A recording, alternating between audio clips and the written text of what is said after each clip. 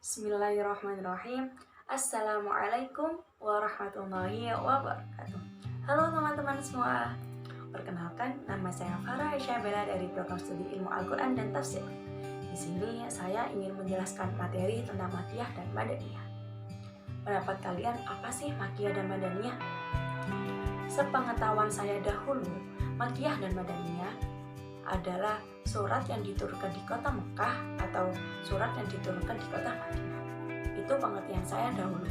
Namun, setelah saya belajar lebih tinggi lagi, Makkiyah dan Madaniyah memiliki wawasan yang cukup luas. Jika penasaran, mari kita bahas materi Makkiyah dan Madaniyah.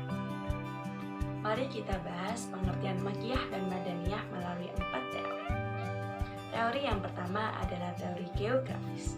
Untuk yang Makkiyah adalah surat atau ayat yang diturunkan di kota Mekah baik sebelum atau setelah Nabi Hijrah. Untuk yang Madaniyah adalah surat atau ayat yang diturunkan di kota Madinah baik sebelum atau setelah Nabi Hijrah. Yang kedua adalah teori sejarah. Teori sejarahnya untuk yang Makkiyah yaitu ayat yang diturunkan sebelum Nabi hijrah ke Madinah meskipun tidak diturunkan di kota Mekah.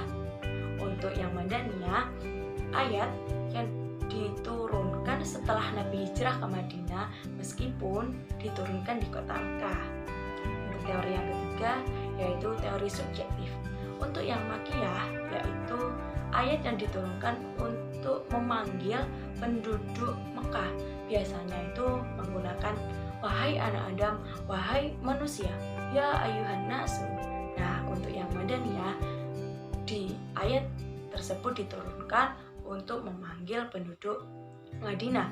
Biasanya, wahai orang-orang yang beriman, ya ayyuhalladzina amanu. Nah, untuk yang teori keempat adalah teori analisis.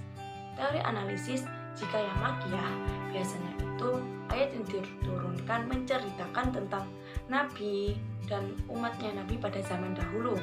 Untuk yang Madaniyah itu menceritakan tentang hudud. Nah, kita membahas ciri-ciri atau karakteristik dari Makkiyah dan Madaniyah. Untuk yang Makkiyah, biasanya ayat-ayatnya itu pendek, kemudian ditujukan kepada penduduk Mekah, ya ayuhan nasu. Kemudian banyaknya ancaman bagi orang-orang musyrik serta banyaknya huruf qasam. Untuk yang Madaniyah, biasanya ayat-ayatnya itu panjang, kemudian ditujukan orang Madinah, ya ayyuhalladzina amanu.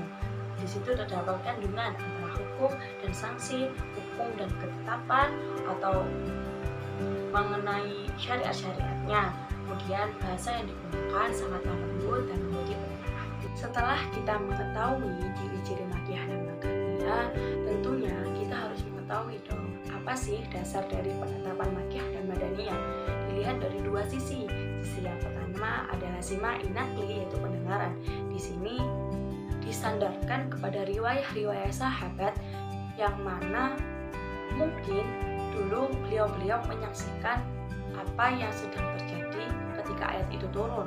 Kemudian jika kias ijtihad atau analog bersandar pada pola penalaran yang harus berdasarkan dengan logika yang kuat atau akal yang sehat.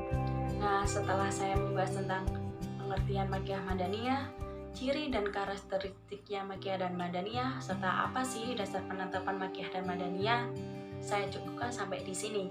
Nah, maksud tujuan saya, semoga audien juga mengerti perbedaan Makkiyah dan Madaniyah, kemudian dapat membedakan secara ciri-ciri dan karakteristiknya dan tidak salah dalam menafsirkan lagi. Sekian materi dari saya, semoga bermanfaat. Apabila ada kurang dan salahnya, saya mohon maaf. Wabillahi taufik wal hidayah, waridho wal inayah. Wassalamualaikum warahmatullahi wabarakatuh.